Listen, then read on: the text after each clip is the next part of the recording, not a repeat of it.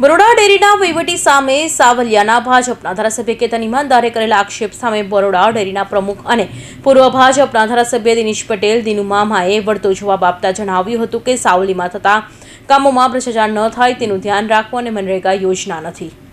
બરોડા ડેરીના વહીવટ સામે સાવલિયા ભાજપના ધારાસભ્ય કેતન ઈમાનદારે કરેલા આક્ષેપ સામે બરોડા ડેરીના પ્રમુખ દિનેશ પટેલે વધુમાં જણાવ્યું હતું કે મોટા માથાના નામો કાલે ખુલતા હોય તો આજે ખુલે, અમે તેનાથી ડરતા નથી અને ઉપરવાળાથી ડરીએ છીએ। આ મનરેગા યોજના નથી, આ તો કિલો પ્રમાણે લઈએ છીએ અને કિલો પ્રમાણે આપીએ છીએ, એટલે બાકીની વાત તો ઠીક, પણ સરકાર મામલે જે થઈ રહ્યું છે તે હું પેપરમાં વાંચું છું। કેતનભાઈની પૂરી જવાબદારી છે કે તેમના વિસ્તારમાં થતા કામોમાં ભ્રષ્ટાચાર ન થાય તેની કાળજી રાખે। અહીંયા તો ખોટું નહીં થાય, નહીં થવા દઉં અને કોઈ કરશે તો તેનું છોડું પણ નહીં।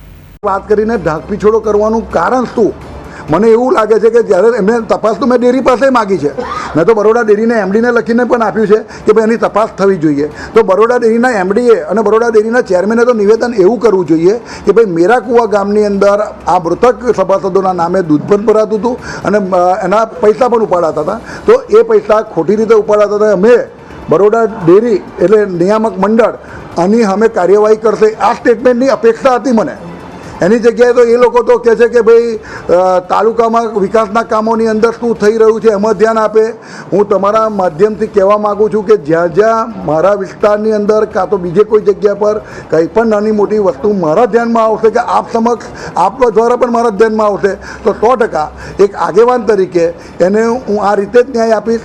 મને કોઈ મારી જવાબદારી બતાવવાની જરૂર નથી। મામાને મારે એટલું જ કહેવું છે કે તમે મારા વડીલ છો, પણ જ્યારે બોલો છો ત્યારે જવાબદાર વ્યક્તિ તરીકે બોલો। ખાલી માત્ર ને માત્ર આપણી સામે મીડિયા છે કે કેમેરા છે તો આપણે બે જવાબદારીપૂર્વક વર્તન ના કરીએ। અને એમડી જો એ રિટાયર થયા છે, એમને રાજીનામું આપી દીધું છે, મારે એવું જાણવું છે કે રાજીનામું આપ્યું અને બીજા મહિનામાં એ રિટાયર થાય છે તો એવી તો તબિયત કંઈ બગડી ગઈ કે ભાઈ એમને બીજા મહિનાની રાહ પણ ના જોઈ। હવે બીજા મહિનાનો તો એવો કોઈ સમય છે નહીં કે અધવચ્ચેથી રાજી, અને કાલે બોલવામાં તો એકદમ પાવરફુલ હતા, તબિયત તો કંઈક લાગતી નથી કે એમની બગડી હોય, અને ભગવાન કરે ને એમનું આરોગ્ય સ્વસ્થ અને સારું રહે। પણ આ ધાક પીછોડો કરવાનું કારણ શું એ મને ખબર નથી। એટલે હું કહું છું કે એની અંદર મોટા પાયે કૌભાંડ છે અને મોટા પાયે કૌભાંડ બહાર આવશે। આપ સૌની અપેક્ષા મારી એટલી જ છે કે આવો ને આવો સહકાર આપનો મને મળતો રહે। હું એમ કહું મોટા માથા, હું તો મોટા માથા ગણતો જ નહીં, માથા તો બધાના હરખા જ હોય છે, પણ આ બધા માથા એવા માથા છે કે જે પોતે મોટું માથું સમજીને બેઠેલા છે। ડેરીના સત્તાધીશો પણ ભાજપના છે, તમે પણ ભાજપના છો, આ વિવાદ પહેલા પણ થયો હતો, અત્યારે બી થયો છે, સંગઠનને વિશ્વાસમાં લઈને આ બધી પ્રક્રિયા થઈ રહી? ના, ભાજપ આમાં ભાજપ કોંગ્રેસનો વિષય નથી, વિષય માત્ર ને માત્ર સંસ્થાનો છે। અને જે પ્રમાણે ચેરમેન કાલ નિવેદન કરતા હતા કે એમના વિસ્તારમાં ધ્યાન આપે, 200 મંડળીઓ મારા વિસ્તારની છે, સાવલી ડેસર થઈને 200 મંડળીઓ છે।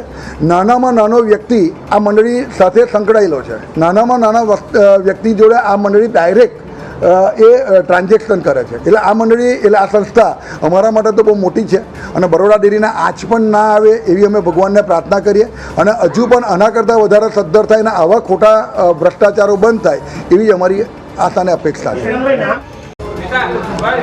અમે કૌભાંડ જો કર્યું હોત તો 200 કરોડનું ડેવલપમેન્ટ કર્યું છે બોડેલી ચિલિંગ સેન્ટર, અને મારા બેઠા પછીનો અમે જે ભાવ ફેર આલ્યો છે સરકાર પાસે રિપોર્ટ કરાવી લે, તપાસ કરાવી લે। અમારી આગળના વહીવટ કરતા હોય શું ભાવ ફેર આલ્યો છે, કેટલું દૂધ ભેગું કર્યું છે એ તપાસ કરાવી લે, પછી તો કરેલું છે તો દેખાશે।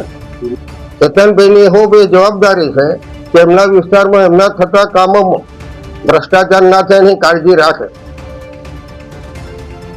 અહીં તો નહીં થાય, નહીં થવા દઉં છું, પહેલે નહીં થવા દઉં, થશે અને થોડું નહીં કરશે એ પર તો આક્ષેપ કરવાના।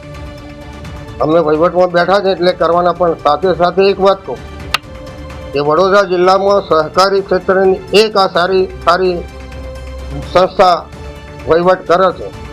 બહુ સંસ્થાઓ બંધ થઈ ગઈ,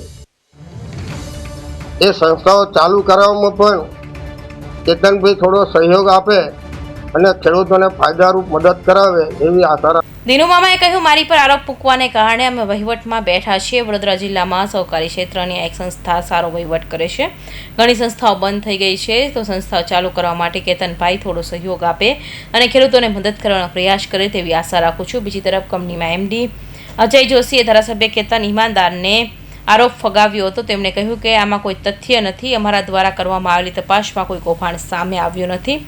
અમે તપાસનો રિપોર્ટ જિલ્લા રજિસ્ટ્રારને મોકલી આપ્યો છે. કૌશિક પટેલનો report, Hind TV news, Surat.